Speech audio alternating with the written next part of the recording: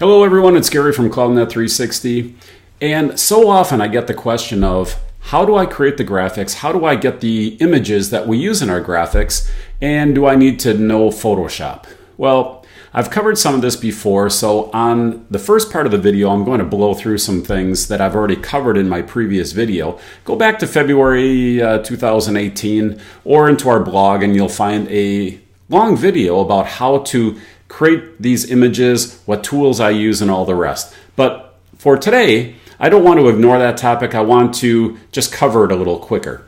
So one of the tools that I use is called Snagit. And down here in my toolbar, you can see Snagit. And this is really kind of what I call almost a Photoshop for dummies. It's a very stripped down type of graphics program, but it's a little bit more powerful than just using Paint. And it also has some nice features that I like. So Snagit, you can get this at techsmith.com and it's about 40 bucks, right? So it's cheap. Now, the other tool I like to use is 123RF. Again, there's a lot of stock image photography. Just make sure you buy your images, don't steal them.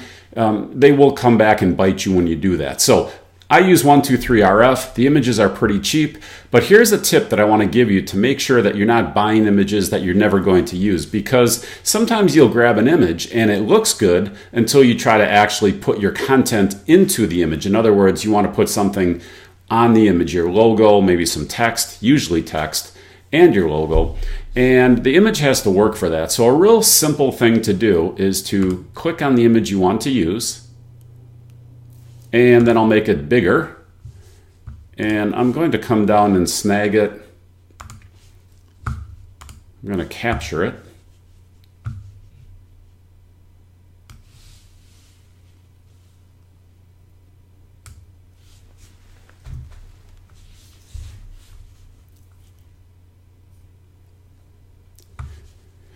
And now what I can do is I can play with this image. I can put my text in there. I can see if it's going to work. I can check the colors. I can move things around. So, you know, an image like this one's pretty simple. Usually you'll run into trouble when you start grabbing images that have more stuff in them. So for example, if you were to take an image like this and say, hey, this is a perfect image. I love the people in it. So let me grab this one. And I'm going to create something good here. Well, these will often cause trouble because you get a different contrast in the colors. So I'll show you what I mean here in a second.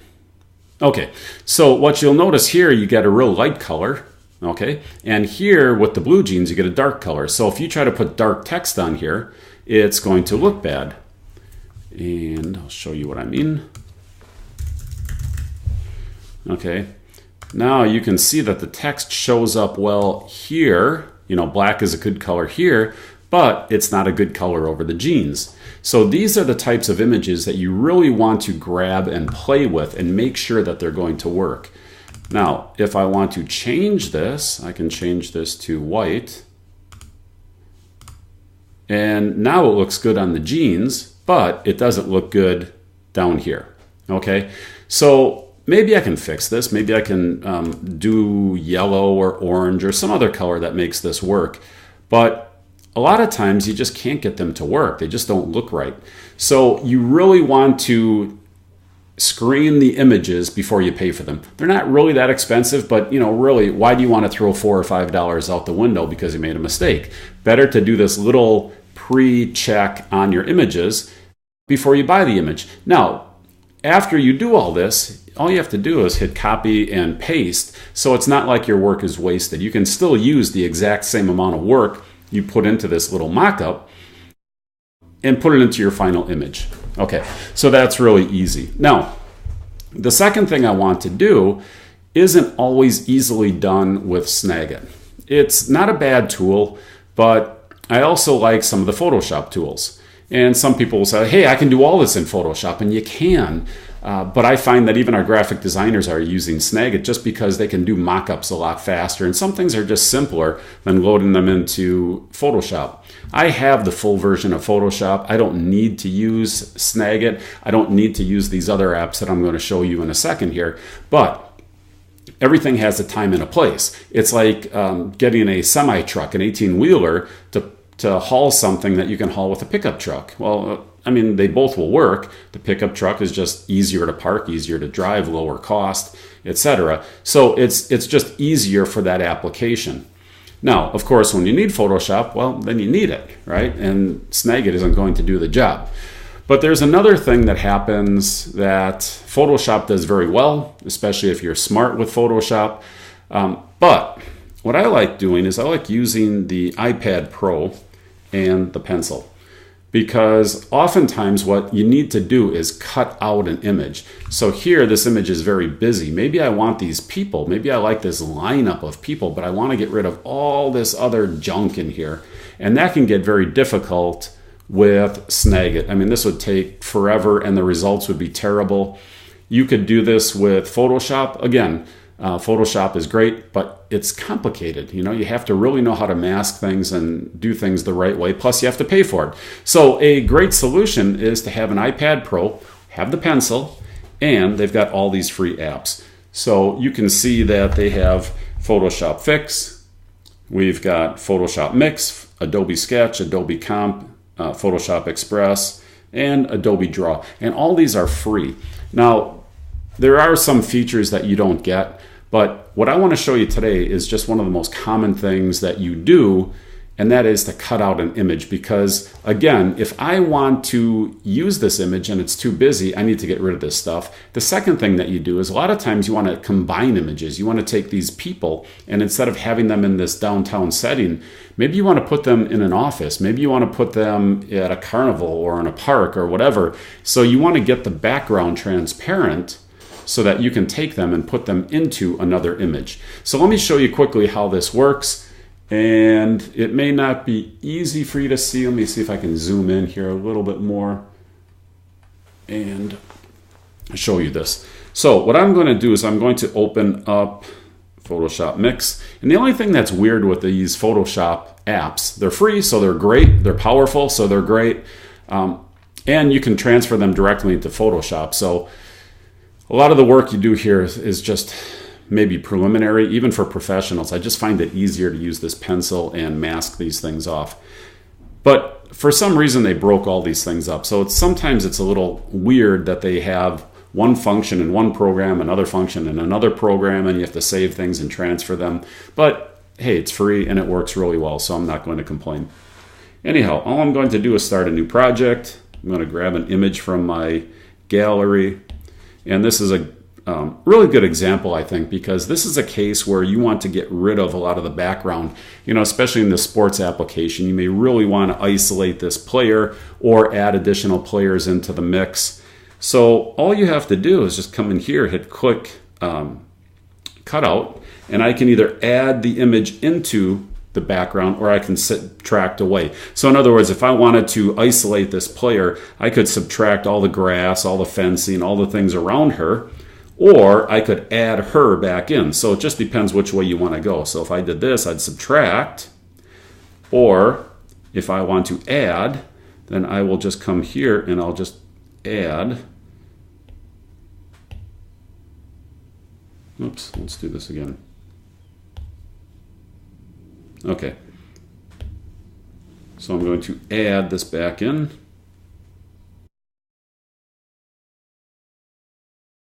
So let's just start again. I'm going to take an image.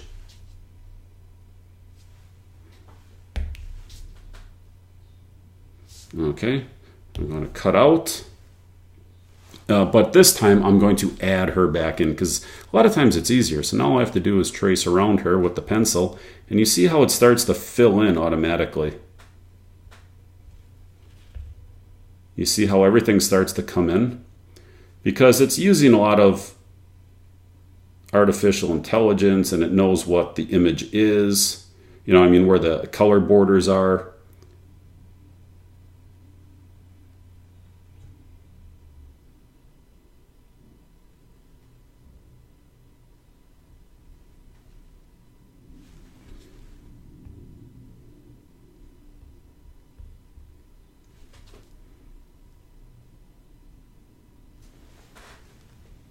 Okay. Now you'll see how it picked up some of the grass here. I want to get rid of that. So I'm going to save it. Just going to make it bigger.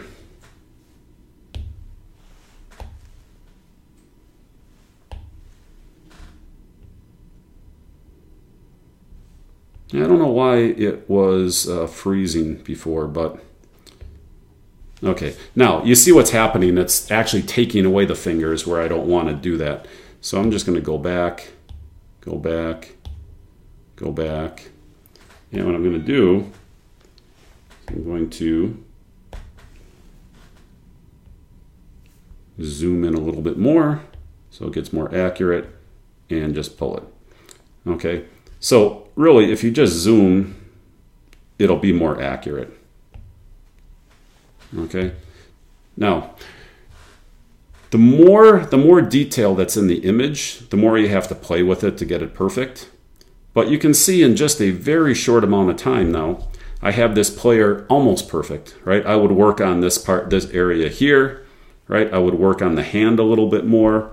But if you look at the vast majority, oh, and the hair, and a little bit there, but the vast majority of this is already done, okay? I don't have to do much to it. The software is great, the pencil is great, the iPad Pro is great. It cuts it out really quickly. And now all I have to do is just save this, send it to my camera roll, and it's just finishing it up.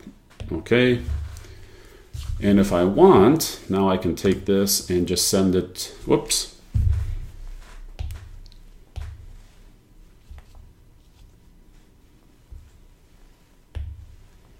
Just going to come into my photos.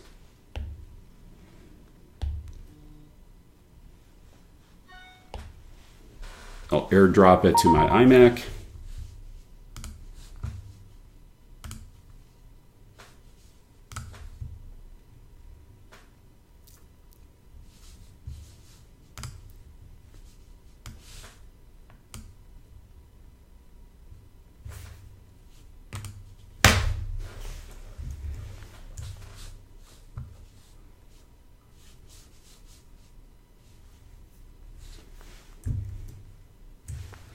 Okay, actually I'm going to shrink this down before I do that because she's just too big.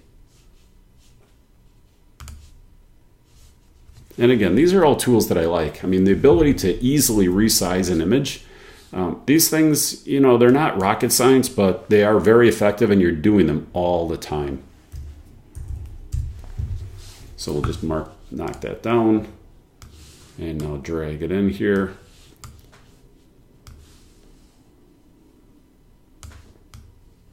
And you can see how easily I was able to change this image. And I can drop it in here now. And again, you can see the grass. You can see the grass there because I just didn't finish it off. And that's all there is to it. Now I can take a standard image. I can get rid of all the background. I can mix it. I can add it. I can do all these things right inside this application. Now I want to show you one other thing that I really like. Because again, I'm not a graphic designer and I have to see things myself. Oftentimes you're going to work with your graphic designer and you're going to have an idea, but then when you actually see the finished idea, you don't like it. And now this graphic designer has just been paid for doing all this work. I mean, because you're paying your employees and they've made it very refined, but in the end, you don't like the structure of it. So this is what I like with this product here, the Photoshop Mix, because I can take this and I can add multiple different things into it. Okay, so I can take, let's say this, and I'm going to add another layer, add another image. We'll add that.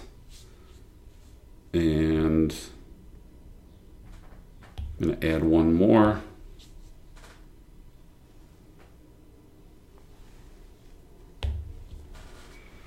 Okay. And now I can take these things and very easily I can move them around and try to get a layout that I like, okay? And it's very easy to use. Where Photoshop you have to do a lot more work. You can't just move these things around. You can't just resize them and then turn them and do these different things. If I want to come in here, I can add more text. All right, so I'm not going to even edit that. I'm just going to move it. Okay, and now what I can do is I can make a mock-up. I can make something that gives me the structure that I want. I can take my images, I can, again, move them around. I can take my text, I can move it around. And what I can assure you is that your original concept is almost never going to be the last one that you use, or the one that you use, the final one that you use. You're going to go through this process of adding things, taking things away, moving things, saying, you know what, I don't want that anymore. What I want is, I want to put this up here, and this I want to move down here, and this looks good here, and this is going to need to move here, but I don't like the way that hits her in the head, so I'll move it there. You know, there's all these different arrangements that you're going to be able to make with the iPad Pro and these free programs. So this is my tip for today. If you want to make good graphics and you're not a graphic designer, if you want to make mock-ups and you're not a graphic designer, you can just use Snagit. You can use an iPad Pro. And, you know, the iPad Pro, this is the 12-inch version. You can get the 9.7-inch version or whatever. This one I don't like for carrying around. As far as traveling is concerned, this one to me is too big. It's too bulky. I do it, but I don't like the size. But I will tell you, for working in an office environment, I really like the larger size. So really think about, are you going to travel with your iPad, or are you going to be using it in the office?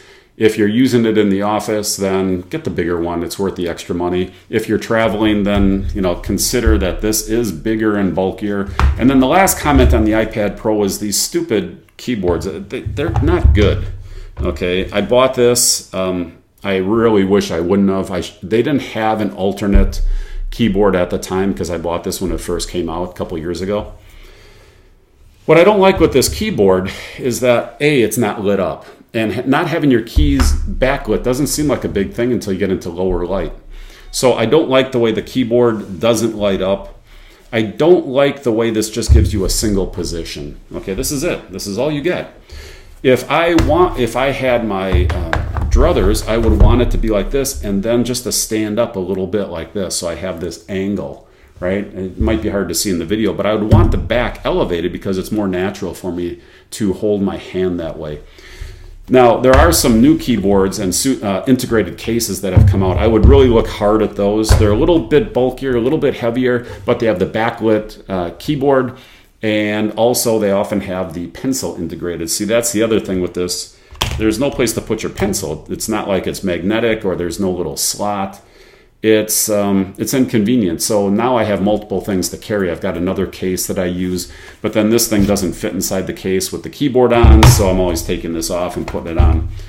It's okay, again, if you're keeping this in the office, but the keyboard not being lit up is a deal breaker. Not having multiple angles is not such a great thing. It's not that sturdy of a holder either, because see, it's just a weird thing. I wouldn't get this. For the money, get one of the aftermarkets.